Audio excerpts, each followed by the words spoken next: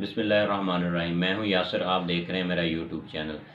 आज हम बात करेंगे सदीक जान साहब के बारे में, जो कि जुडिशल कम्प्लेक्स में हंगामा आराई हुई थी और उन पर दहशतगर्दी का मुकदमा दर्ज किया गया था और उनको कल अदालत में पेश कर दिया गया।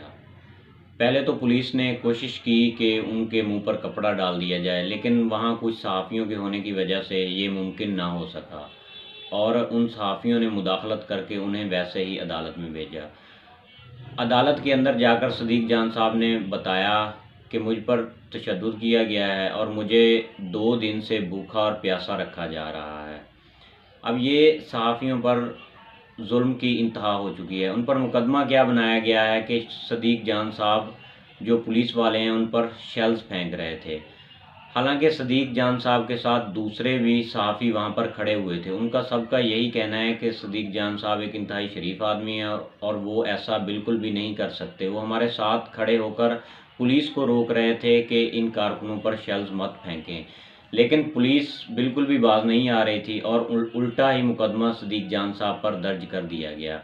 ये ऐसा क्यों किया गया? ये इस वजह से किया गया कि वहाँ जो जुडिशल कम्प्लेक्स में नामालूम अफराद खड़े थे, वहाँ उनकी फुटेज सदीक जान साहब ने एक साइड पर खड़े होकर बनाई और नामालूम अफराद को इस पर बहुत गुस्सा था और उन्होंने ये मुकदमा सदीक जान साहब पर दहशतगर्दी का दर्ज करवा दिया, जिसकी वजह से उन्हें आज ज़मानत मिल चुकी है और वो डिस्चार्ज कर दिए गए हैं। अदालत ने उन्हें ज़मानत दे दी है।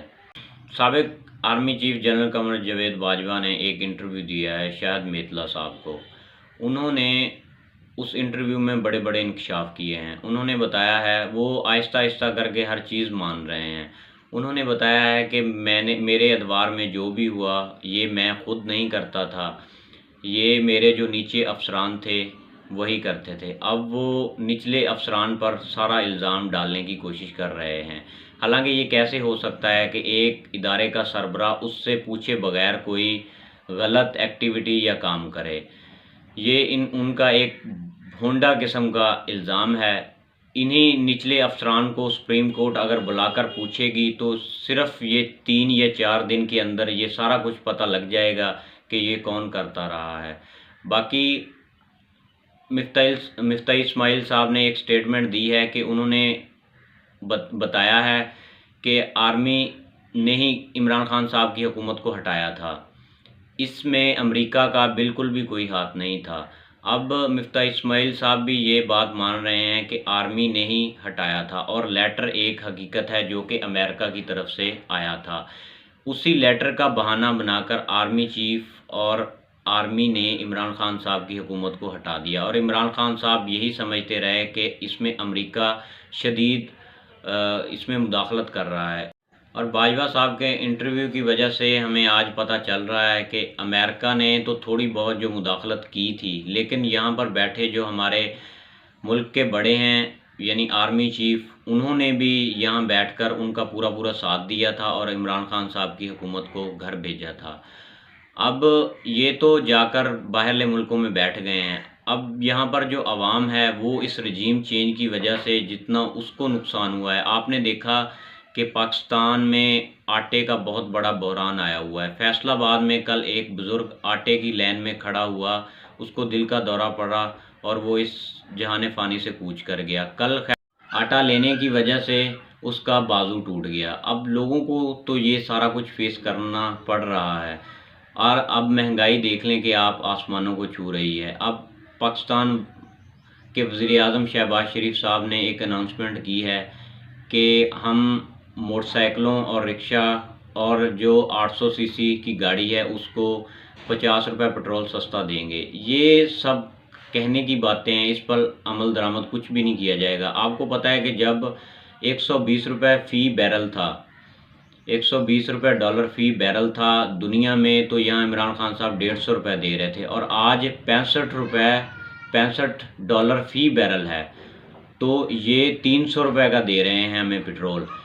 ये अब बहाना ढूंढ रहे हैं कि किसी न किसी तरीके अवाम की हमदर्दियाँ हासिल की जाए और इलेक्शन में कुछ ना कुछ अपनी इज़्ज़त बचाई जाए, लेकिन अवाम इनको समझ चुकी है। कल भी इमरान खान साहब अदालत में पेश हुए, उन्होंने लोगों से अवॉइड किया ताकि वो लाहौर हाई कोर्ट में ज़्यादा तादाद में ना जाएं, और वो वहाँ से चुपके से निकले और लाहौर हाई कोर्ट में पेश हो गए।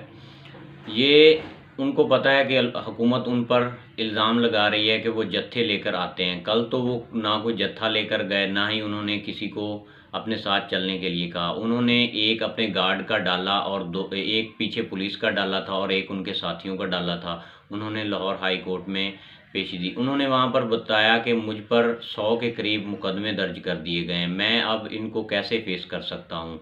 आप मुझे वीडियो लिंक पर लेकर इन मुकदमात का कोई हल निकालें, और मुझे इलेक्शन कैंपेन भी नहीं ये करने दे रहे। ये अगर इस मुल्क में जमहूरियत है तो इलेक्शन कैंपेन तो होगी, और मुझे ये मीनार पाकिस्तान में जलसा करने से भी रोक रहे हैं। अमेरिका से एक रिपोर्ट शाया की गई है। ये रिपोर्ट जो भी ममालिक हैं उनमें अगर इंसानी हकूक़ की खिलाफ वर्जियाँ की जाएँ तो उस पर शाया की जाती हैं। उन्होंने बताया है कि इस वक्त पाकिस्तान में इंसानी हकूक़ की खिलाफ वर्जियों का बहुत ज़्यादा इस्तेमाल किया जा रहा है। उन्होंने बताया कि अपोजिशन सहाफ़ियों पर और अपोजिशन के कारकुनान पर बहुत ज़्यादा तशद्दुद किया जा रहा है, उन्हें जेलों में डाला जा रहा है और उन पर मुकदमात किए जा रहे हैं। उन्होंने हमें, आप उस रिपोर्ट को पढ़ के देख लें कि उसमें इंडिया के बारे में भी बताया गया है। इंडिया हमसे 5 गुना ज़्यादा आबादी वाला मुल्क है। वो इंडिया के बारे में जो उन्होंने रिपोर्ट शाया की है वो 50 सफ़ात पर मुश्तमिल थी, लेकिन जो पाकिस्तान के बारे में रिपोर्ट उन्होंने शाया की है वो 70 सफ़ात पर शामिल थी। अब देख लें कि इंडिया में भी हमसे इंसानी हकूक़ की खिलाफ वर्जियाँ बहुत थोड़ी की जा रही हैं। यही लोग जब अपोजिशन में थे तो यही इंसानी हकूक़ की खिलाफ वर्जियों पर बात करते थे। अब ये लोग हुकूमत में आकर बैठ गए हैं और इस्टेब्लिशमेंट इनका साथ दे रही है, तो ये सारा कुछ भूलकर इंसानों पर जुल्म कर रहे हैं, किसी को उठा रहे हैं, किसी को मार रहे हैं, ये जुल्म की इंतहा कर रहे हैं। अब ज़ल्मे खलीलज़ाद ने ट्वीट किए हैं जिसमें उन्होंने बताया है कि पीटीआई पर पाबंदी लगाने की कोशिश की जा रही है और इंसानी हकूक़ की खिलाफ वर्जियों को पामाल किया जा रहा है। वो हमें मशवरा दे रहे हैं कि पाकिस्तान का सिर्फ़ और सिर्फ एक ही हल है, वो है इलेक्शन, साफ़ और शफाफ इलेक्शन। अब उस पर मरियम औरंगज़ेब ने उस पर शदीद तहफ़्फ़ुज़ात का इज़हार किया है और इमरान खान साहब पर इल्ज़ाम लगाया है कि अमेरिका वाले इमरान खान साहब की हिमायत कर रहे हैं। तो मरियम औरंगज़ेब साहिबा को चाहिए कि वो कौन सा इमरान खान साहब को कोई मशवरे दे रहे हैं, वो तो पाकिस्तान का एक हल बता रहे हैं, पाकिस्तान के दोस्त की तरह। तो इन सियासी किसी को हक ये नहीं पहुंचता कि पाकिस्तान को मशवरे दे, लेकिन अगर कोई दे भी रहा है तो अगर अच्छा मशवरा कोई दे भी देता है तो पाकिस्तान के सियासी लीडरों को चाहिए कि उसको बैठकर हल करें और पाकिस्तान की मईशत की तरफ देखें। इंजीनियर मोहम्मद अली मिर्ज़ा, जिसके हम सब फ़ैन हैं, आप लोग भी सुनते होंगे, हम भी उसको सुनते हैं। उन्होंने एक अजीबो-गरीब स्टेटमेंट दिया है। उन्होंने कहा है कि अगर नवाज़ शरीफ 2018 में 100 सीटें जीत रहा था और इमरान खान साहब 2018 में 30 सीटें जीत रहे थे, क्योंकि इस्टेब्लिशमेंट इमरान खान साहब के साथ थी, तो ये इमरान खान साहब इस वजह से ज़्यादा सीटें जीत गए हैं। अब इंजीनियर मोहम्मद अली मिर्ज़ा से बंदा ये पूछे कि अब भी तो इस्टेब्लिशमेंट हुकूमत के साथ है, शहबाज शरीफ के साथ है, अब वो इलेक्शन क्यों नहीं करवा रही?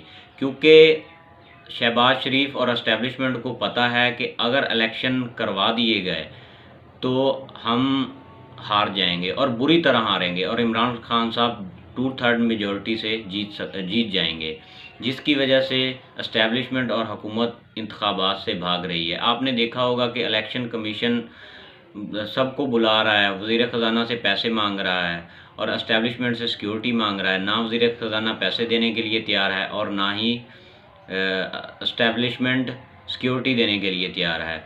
वज़ीर ख़ज़ाना ने सिर्फ 20 अरब रुपए चाहिए इलेक्शन के लिए, सिर्फ 5 अरब रुपए दिए हैं, बाकी 15 अरब पता नहीं कहाँ से आएंगे। ये लोग, आप इनकी सोच को देख लें कि सुप्रीम कोर्ट ने आर्डर किया लेकिन ये लोग फिर भी इलेक्शन नहीं करवा रहे। हालांकि ये लोग, अगर इमरान खान साहब की एक वारंट गिरफ्तारी को आर्डर करवाना हो तो ये लोग उनको गिरफ़्तार करने के लिए, उनके कारकुनान से झगड़ा करने के लिए उस पर करोड़ों रुपए लगवा देते हैं। अगले दिन जो जुडिशल कम्प्लेक्स में हुआ, पूरी इस्लामाबाद की पुलिस वहाँ पर लगाई हुई थी और बाकी पंजाब पुलिस से भी लोग बुलाए हुए थे। आपको पता है कि ये कितना ज़्यादा खर्चा होता है। ये लोग अगर इन फ़ज़ूल मामलात की वजह से इलेक्शन की तरफ आ जाएँ तो मुल्क की बेहतरी होगी और मुल्क की मईशत को इसका बहुत सारा फ़ायदा होगा। आपको पता है कि इस मुल्क में सियासी इस्तेकाम नहीं है, जिसकी वजह से मईशत दिन ब दिन बैठ रही है। अब हम आपसे अगले व्लॉग में पीटीआई को जो बैन करने की कोशिश की जा रही है उसके बारे में डिटेल से डिस्कस करेंगे और बताएंगे कि कहाँ-कहाँ क्या-क्या साजिश तैयार हो रही है। अपना बहुत सारा ख्याल रखिएगा। मेरे चैनल को सब्सक्राइब कर दें, मेरी वीडियो को शेयर कर दें और बेल आइकन को दबा दें ताकि हर आने वाली वीडियो आप तक पहुँचती रहे।